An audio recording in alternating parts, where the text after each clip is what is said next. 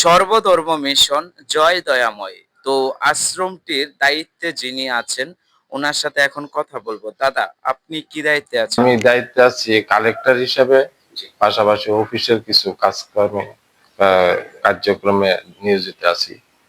জি, তো এখানে যে বাৎসরিক একটা আমরা শুনেছি অনুষ্ঠান হয়, এটা কি মাসে? বাংলা 20-21 ডিসেম্বর হয়, 2 দিন ব্যাপী, ব্যাপক আকারে সারা বাংলাদেশের লোক, বিভিন্ন জেলার লোক, এখান থেকে ময়মনসিংহ, ঢাকা, চিটাগাং, সব দেশের লোক এখানে জমায়েত। আপনার 4 তারিখ 5 তারিখ এরা থাকে, খাওয়া দাওয়া করে, পাশাপাশি এখানে অনুষ্ঠান উপভোগ করে। হিন্দু মুসলমান কোনো ভেদাভেদ নেই। কেন হইলো, কেন আমার এই যে এই দয়াময় ধর্মটা আইছে মূলত কালীগচ্ছ আনন্দ স্বামীর মাধ্যমে। আনন্দ স্বামীরই প্রিয় শিষ্য মনমোহন দত্ত, লোকচন্দ্র পাল, তারার মাধ্যমে দয়াময় ধর্মটা প্রচার করার সিদ্ধান্ত নিয়েছে। তো এই আনন্দ স্বামী মনমোহন দত্তের দায়িত্ব দিয়েছে, উনি কতগুলা সঙ্গীত বই আদি লেখালেখি করছে। আর লোকচন্দ্র পাল ওনার দায়িত্ব দিছে আপনার সর্বধর্ম মিশন প্রতিষ্ঠা করে দয়াময় নামটা প্রচার করার জন্য। আর মূল উদ্দেশ্য হইল বিশ্ব ভ্রাতৃত্ববোধ প্রতিষ্ঠা করা হইল এই মিশনের মূল লক্ষ্য। তো দাদা, অসংখ্য ধন্যবাদ আপনাকে, আপনার মূল্যবান সময় নষ্ট করলাম। আচ্ছা, যাই দয়াময় আসবে। জয় দয়াময়। তো আজকে চলে এলাম ভোলাচং পালপাড়া জয় দয়াময় আশ্রমে। তো আমরা বিকালের ভিউ এবং বিকালে ঘুরতে আসলাম। অনেক অনেক ভালো লাগলো আশ্রমটি দেখে। তো দাদার সাথে কথা বললাম, শুনলেন আশ্রমের বিষয়ে। তো আজকে আমার সাথে এসেছেন, অনেকেই এসেছেন। এখানে আছেন আমার সিনিয়র বড় ভাই, শ্রদ্ধেয় বড় ভাই নানু ভাই আছেন। তো আরো অনেকেই আসবে, দেখবেন। আর বিশেষ করে দেশ এবং দেশের বাহিরে যারা আছেন এই দয়াময় ভোলাচং দয়াময় আশ্রমে এসেছেন, তো অনেকেই এখন হয়তো ভিডিওটা দেখে মিস করতেছেন যে আজকে যদি দেশে থাকতাম তাহলে যেতাম, দেখতাম। তো এটা একটা বাৎসরিক অনুষ্ঠান হয়, এটা সবাই জানেন আপনারা। তো অনুষ্ঠানটির সময় অনেক মানুষজন দূর দূরান্ত থেকে আসে দেখে। তো অবশ্যই আপনিও এসেছিলেন এক সময়, কিন্তু এখন হয়তো কাজে তাগিদে দেশের বাইরে আছেন, তার জন্য আসতে পারতেছেন না। তো এখন আছেন আমার বড় ভাই সুমন ভাই আছেন, তো আব্দুল হক মামু আছেন, তো নানু ভাই আছেন। তো যাদেরকে দেখতে পাচ্ছেন স্ক্রিনে, তারা অনেক এই জায়গাটিকে অনেক সম্মান এবং শ্রদ্ধা করে মন থেকে অনেকদিন বলতেছে যে চলো ভাই, আমরা তো দূর দূরান্ত থেকে ভিডিও বানিয়ে নিয়ে আসি, তো আমাদের আজকে পাশের এলাকাতে আমরা যাই, আমাদের এই দয়াময়, হ্যাঁ, সর্বধর্ম মিশন জয় দয়াময় আশ্রমটি তুলে ধরি আজকে আমাদের এই ক্যামেরায় বা আমাদের এই পেজে নিয়ে আসি। তো এই যে দেখতে পাচ্ছেন অনেক সুন্দর একটি পরিবেশ। আর এখানে আসবেন, দেখবেন। বা অনুষ্ঠানের সময়টা তো দাদা বলে দিয়েছেন, তো ওই অনুষ্ঠান যখন হয় বাৎসরিক অনুষ্ঠানটি, তখন আসবেন।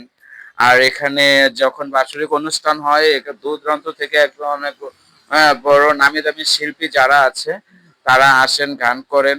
গানগুলো অনেক সুন্দর গান হয় এখানে, যেগুলো বোঝার এবং অনেক কিছু বোঝার আছে এই গানগুলো থেকে, বোঝা যায়। তো যাই হোক, আজকে আপনারা দেখেন অনেক সুন্দর একটি প্লেস এখানে।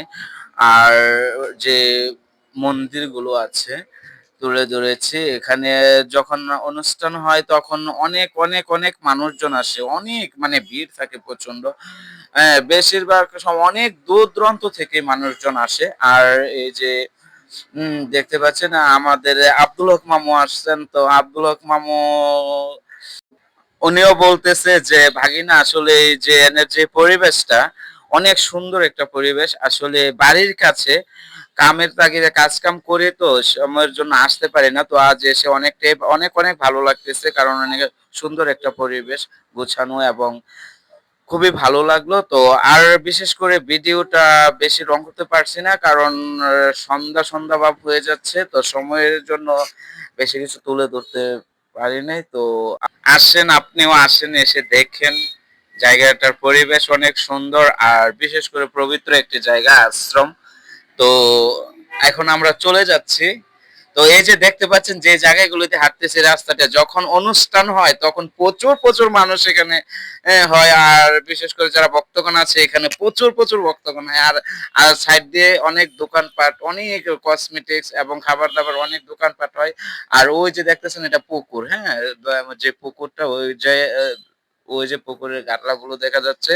আর ওই যে গেট গুলো, আমরা এখন চলে যাচ্ছি, সন্ধ্যা হয়ে যাচ্ছে, বাই বাই। আর আমাদের পেজটা অবশ্যই ফলো করবেন।